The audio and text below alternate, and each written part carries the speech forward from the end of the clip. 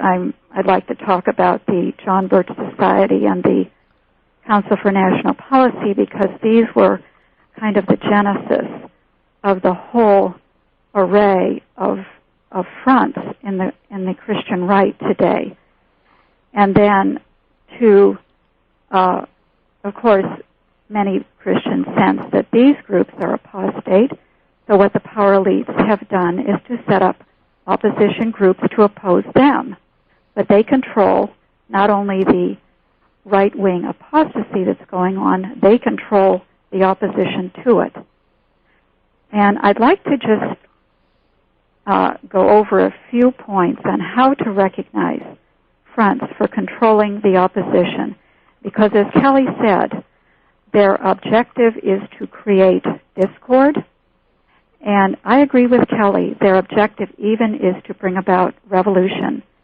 And to turn our names in to be then to pick us up and take us to the Coliseums, if need be. Exactly. And that's what I think the John Birch Society and the Council for National Policy were all about. They were intelligence fronts. They were collecting data, databasing right-wing conservative Christians, and I believe they're still doing it today. But these are just some of the points that I have. These are what I look for when I'm evaluating a ministry or an organization. First of all, I look to see if they have an intelligence background or a military background, because there is a whole network, intelligence network, that is abroad, controlling the churches. They're out on the Internet. It is immense. The intelligence network that is databasing, that is controlling our thought, that is controlling the information that we receive, and they are giving, in many instances, right information, but they're also withholding information from us. The second thing I look for is any connections with the New Age, with the New World Order, and I also look at their sources of funding, because we all know that whoever pays the piper calls the tunes. Number three, I look at what they are not saying, what they are not exposing. Many of these front groups will expose many things. They will speak about the New World Order and about the Illuminati and about the United Nations, but they will not touch the secret societies. They will not expose Freemasonry. They will not expose the Rosicrucians. They will not expose the Priori des Sions or the Merovingian bloodline. If they are asked about these, they will say they are non-existent or they're insignificant, or they will give false information about these secret societies. Let me hear it over there. Number four, I look at what an organization or a ministry excuses. When they are confronted with some information that maybe they're not exposing, they will excuse that group or that movement. They will excuse people who are collaborating with known apostates. They will excuse people in the Council for National Policy. They will excuse people that are associated with known heretics, such as Sun Myung Moon. Be careful that you look at what they're excusing, as well as what they are not saying and what they are saying. Another thing that front groups do is they do a kind of a mind bend.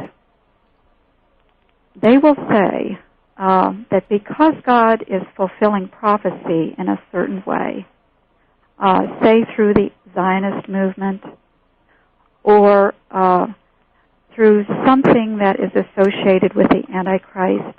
Of course, we know the Antichrist is in Bible prophecy, and but because God is fulfilling prophecy through this movement, which may be an Antichrist movement, that Christians should support it.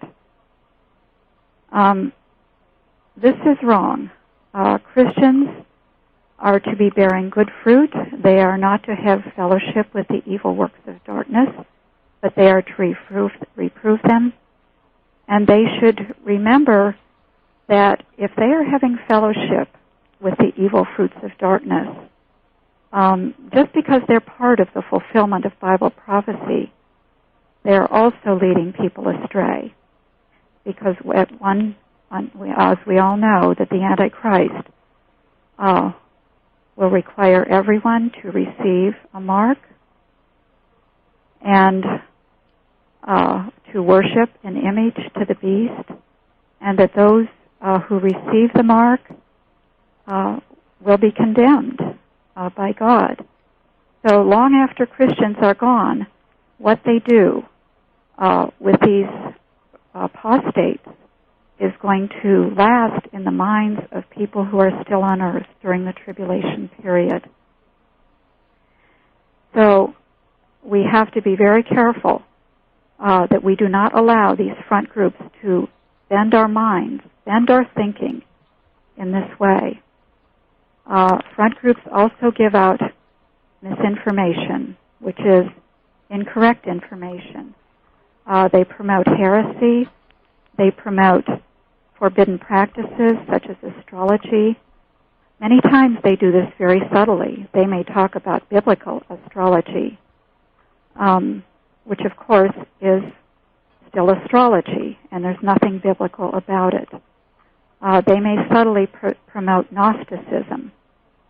And we have found a curious phenomenon that people who promote these heresies, Bible codes, the astrology, they will deny what they are actually teaching. I know in D. James Kennedy's book on the Gospel in the Stars, the true meaning of the zodiac, he has a whole chapter denying that he is promoting astrology. He even condemns the practice of astrology, but then he goes on throughout the book to use astrology to present a false gospel. And then he has the audacity to claim that these signs, these astrological signs, these beasts and four-footed creatures of the zodiac are representative of Jesus Christ. It's a blasphemous book, but in this book he starts out by denying that he is doing what he is actually doing.